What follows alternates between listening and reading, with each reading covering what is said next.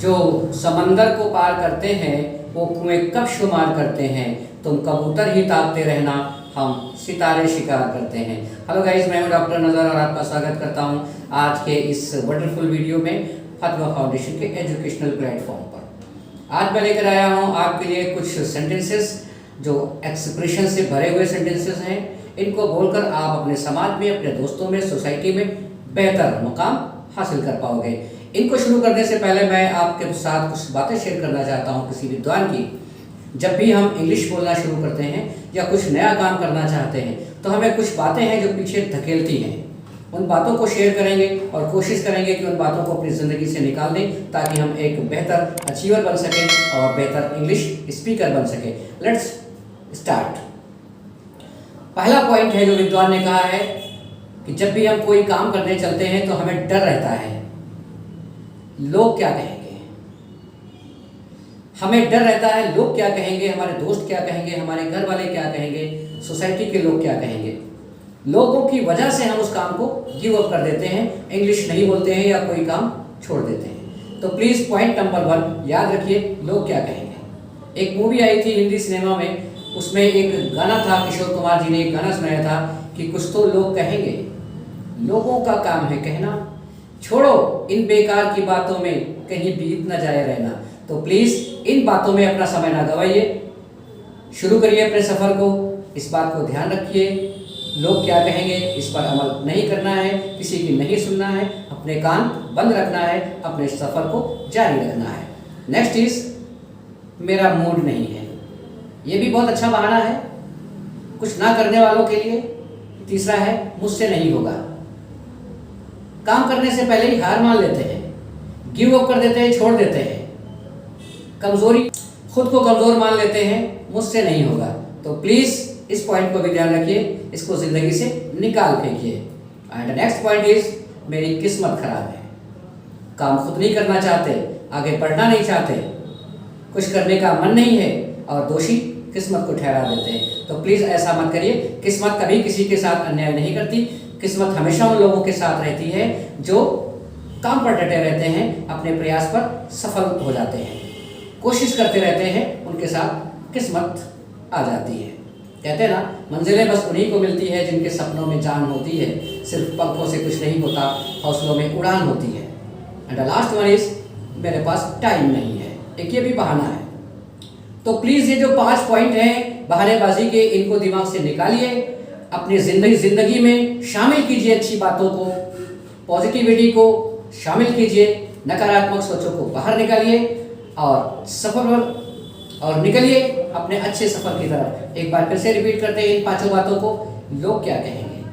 Number 2 मेरा mood नहीं है। नंबर 3 मुझसे नहीं होगा। नंबर 4 मेरी किस्मत खराब है। And the last one is मेरे पास टाइम नहीं है। इन बातों को दिमाग से निकालिए।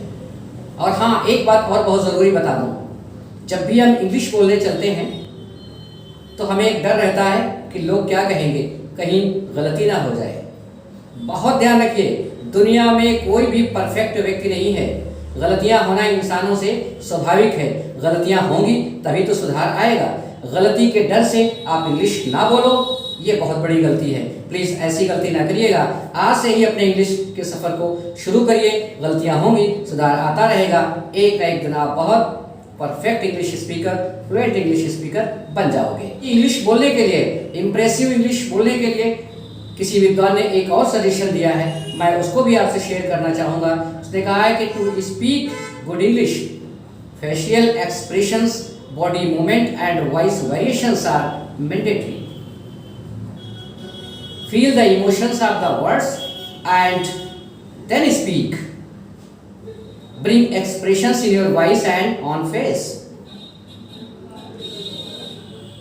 Body movement, shoulder movement and eye movement also important part of speaking English.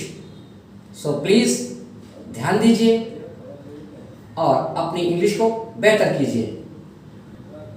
Let's start our English speaking journey. आइए आज के सेंटेंसेस की तरफ चलते हैं और शुरू करते हैं अपने स्पोकन इंग्लिश के बेहतरीन सफ़र को। द फर्स्ट वन इज क्या हुआ, व्हाट हैपेंड। आपने मुझे बुलाया है।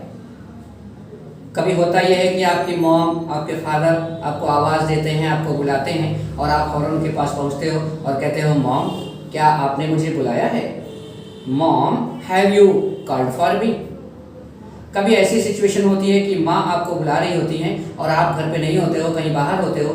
थोड़ी देर के बाद जब घर वापस आते हो तो आपकी बहन आपको बताती है कि भैया आपको मॉम बुला रही थी। उस वक्त आप मॉम के पास जाते हो तो आपको क्या बोलना है? Had you called for me? क्या आपने मुझे बुलाया था?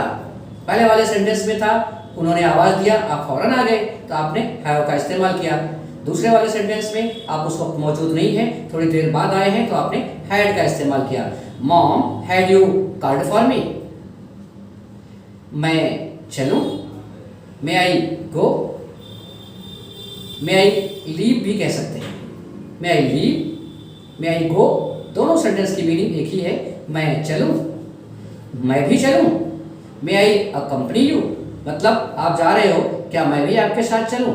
इसको इंग्लिश में इस तरह बोलेंगे, मे आई अकम्पनी यू। तुम आ रहे हो, आर यू कमिंग? समझ गए? Did you understand? क्या मतलब? What do you mean? कौन है? Who is it? कभी कभी आपके घर पे दरवाजे पे नॉकिंग होती है, कोई आता है, दरवाज़ा खटखटाता है और आप अंदर से कहते हो, कौन है? आप क्या बोलोगे? Who is there? Who is that? Who is it? ये तीनों सेंटेंसेस की मीनिंग एक ही है, कौन है। ध्यान रखिएगा, प्रैक्टिस कीजिएगा। कब आए? आपके घर में कोई मेहमान आ जाता है या फिर आप कहीं जाते हो, कोई आपको बाहर से काफ़ी दिन के बाद मिलता है, तो आप उससे बोलते हो, कब आए? When did you come? शुरू करें, should we begin? आप एक काम करोगे, will you do one thing? तुम्हें मालूम है, do you know? तुम जाओगे नहीं, won't you go? आप नाराज हैं क्या? Are you angry? घर में सब कैसे हैं? How is the family? कभी आप मॉल में जाते हो खरीदारी करने, कभी आप एयरपोर्ट पर जो होते हो, कभी आप ट्रेन में होते हो या हॉस्पिटल में होते हो या कहीं किसी संस्था में जाते हो, तो वहाँ पर आपके पास कोई एक व्यक्ति वहाँ का आता है और वो आपसे पूछता है, कहिए मैं आपकी क्या सेवा करूँ, या फिर कहिए मैं आपकी क्या खिदमत करूँ। इंग्लिश में कहेंगे, what can I do for you. कभी कोई आपके पास आता है या आप किसी के पास जाते हो तो वो व्यक्ति आपसे कहता है या आप उस व्यक्ति के से कहते हो, कहिए कैसे आना हुआ, व्हाट ब्रिंग यू हेयर। कहिए कैसे आना हुआ, व्हाट ब्रिंग यू हेयर। आपको मुझसे कुछ काम है क्या, have you any business with me. ये नंबर किसका है, ये नंबर किसका है, हुज नंबर इज दिस। दोस्तों, है ना इंटरेस्टिंग सेंटेंसेस?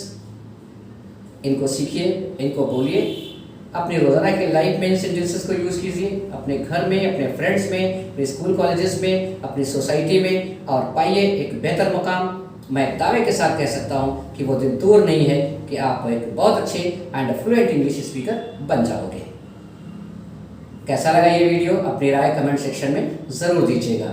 नेक्स्ट वीडियो में हम लेकर आने वाले हैं शादी से संबंधित कुछ शब्द, उनके मीनिंग बताएंगे और उन्हें वाक्य प्रयोग करेंगे। बने रहिएगा, देखते रहिएगा हमारे वीडियोस को। धीरे